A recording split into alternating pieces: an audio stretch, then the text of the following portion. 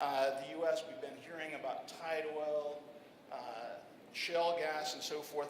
And it's a basic story there where the technological prowess that's been developed that's created the shale gas has basically gone oily. And it's, I guess the way to look at it is just this past month and a half, North Dakota is now the second largest producing state in the U.S., supplanting Alaska. That is a very difficult mental image for me to get, but it's basically a story of this tight oil phenomenon that's been developed. And in terms of thinking about what it means for Kazakhstan, aside from the astronomy aspect here, I think that there is considerable prospects for tight oil in Kazakhstan, because one of the places where we find tight oil is in places where we found a lot of other oil. This may also be fairly important for Kazakhstan in terms of attracting some of the smaller players, because after all, this whole shale gas phenomena, tight oil, it's really not been driven much by the big companies, the ones that we're all familiar with, so forth.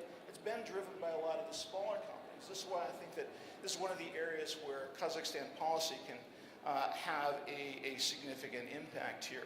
Now, within the Eurasian region as a whole, if Kazakhstan is going to be playing that role internationally, it also means that within the region as a whole, Kazakhstan is the story in terms of incremental oil. Russian oil production is basically going to be flat, Azerbaijan basically declining, and that means that when you're looking at incremental oil from the region and incremental oil exports from the region, it's basically Kazakhstan is the story.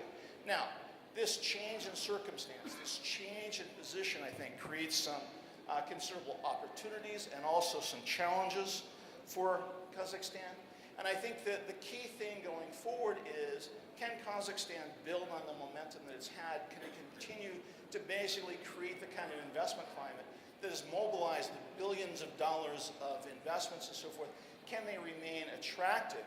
And we've heard a number of themes so far that it looks like that it can be done. There is still some room for improvement here. And it's an area I think that basically Kazakhstan can be rightly proud of the position that it has and kind of where it's come from, and I think its prospects going forward. With that, let me basically conclude and go Kazakhstan.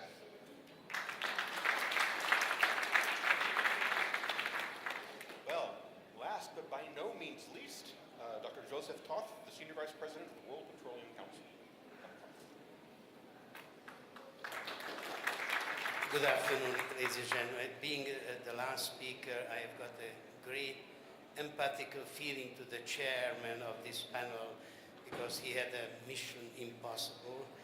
And now I'd like to use this opportunity to invite all of you for the next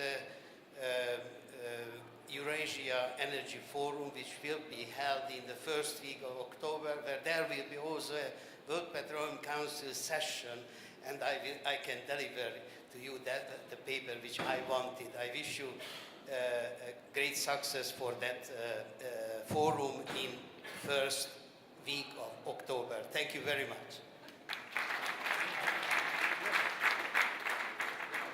Well, that's it. Thank you very much for your patience and your time, and to my panel, thank you very much for your patience and your time.